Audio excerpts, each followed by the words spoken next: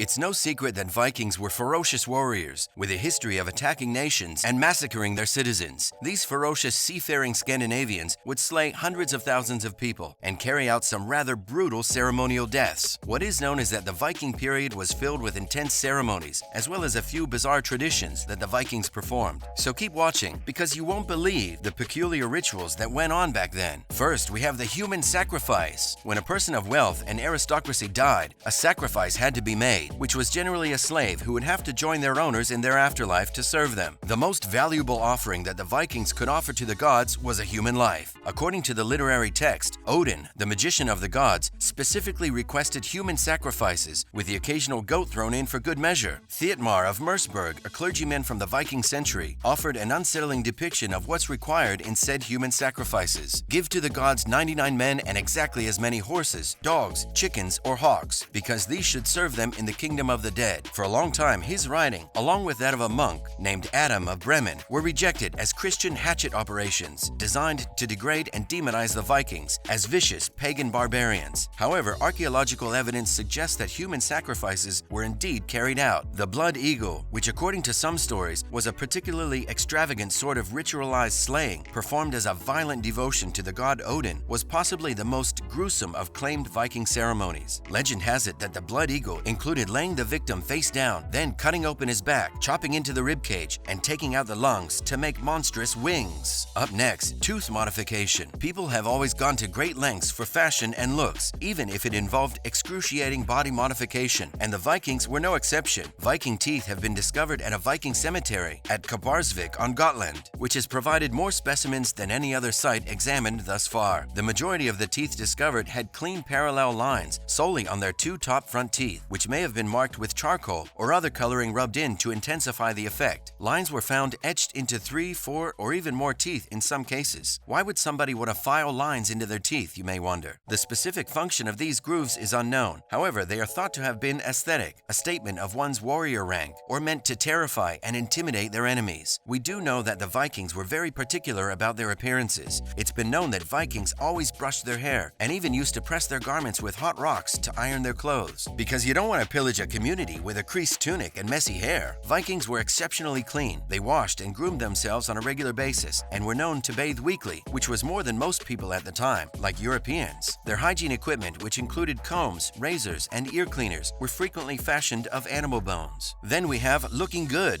Every society, including modern ones, has its own ideas about what is physically attractive. The Vikings were no exception. In fact, the epitome of beauty was someone with long flowing blonde hair. However, not everyone in the Viking Age was blessed with naturally golden locks. Despite the fact that blonde hair was prevalent in northern Scandinavia, the Vikings in the western part of the region had diverse hair colors. Those who wanted to be perceived as more beautiful developed quite ingenious methods to achieve this. Viking males would bleach their hair blonde by using lye, obtained by leaching wood ashes. They even bleached their beards in certain regions of the world. Lye was also a fantastic technique to get rid of lice. I told you they were ingenious. According to Middle Eastern records, Vikings of both genders lined their eyes with powdered coal and chrysocolla. This assisted in shielding their eyes from the strong glare of the sun on the white snow. Aside from that, eyeliner was regarded as attractive, just as it is now. It's not a phase, Mom! When it comes to beards and fashion trends, the Viking beard, which is still popular today, was a statement of manhood and self-assurance. The Norsemen's beard styles differed from area to region and from man to man. If you want to know about the Nordic traditions of eating magic mushrooms and turning into a bear, or the fascinating death customs of the Nordic people, then keep watching. Next on the list is Yule festivities. The Viking Yule celebrations were comparable to modern-day Christmas celebrations. In reality, present Christmas rituals and traditions are derived from the Viking Yule feast. Yule, sometimes spelled J-O-L and pronounced Yol, was the period between the winter solstice and the Yule sacrifice. As a result, this celebration was expected to stretch from the winter solstice until January 12th. This event generally featured drinking huge amounts of alcohol, dining on culinary feasts, singing, games, and sacrifices for the gods. Similar to a Christmas tree, the Vikings had their own version, which eventually influenced the Christmas tree. In an attempt to summon the spirit of the forest, the green tree was frequently decked with miniature sculptures of their Norse gods, food, and clothing. The Vikings, too, had their own take on Santa Claus. One individual would disguise himself as Old Man Winter. It is usual to greet the old man into your home and invite him to join everyone in the feast. He traveled under a hooded robe, sometimes walking and sometimes riding a horse. Many believed that the Yule Old Man was the god Odin, and that the horse he was riding was Sleipnir, Odin's eight-legged horse. Up next, going berserk. There is claimed to be a troop of powerful warriors representing unrestrained wrath and bloodlust, who battled in a trance-like frenzy and required an intense initiation. But did such individuals ever exist? They were reportedly known as the berserkers. The Old Norse version of the term berserker literally means bear shirt, as in wearing a bear's coat and living as one. Yep, you read that correctly. The purpose for this was to strip them of their humanity and allow them to empower that animal's strength. Other favorable animals were wolves and wild boars. They'd roar like ferocious monsters, foam at the mouth, and chew the rims of their shields. According to legend, during these outbursts, they were invincible against steel and fire and wreaked devastation on the enemy's ranks. The berserkers' ferocity in combat, as well as their animal skin apparel, contributed to the formation of the werewolf mythology in Europe. The English term berserk, which generally refers to a frantic state of rage, is derived from these Norse warriors. These guys would go to combat wearing nothing but animal furs and heads, fighting with their naked fists and teeth rather than weapons and shields. It is stated that the method they prepared for this grueling conflict was to take psychoactive substances like a hallucinogenic mushroom, Amanita muscaria, often known as fly agaric, immediately before battle to generate a trance-like condition. According to mythology, they too felt no pain and continued to battle after being severely damaged. Berserkers began their journey into their savage trance by trembling, feeling chills, and chattering their teeth. Then their cheeks would turn red and swelled, and the wrath set in, ready to murder. Berserkers would become physically and emotionally tired for days after the drugs began to wear off. Now we have the Viking funeral. A ship burial, usually reserved for those of high honor,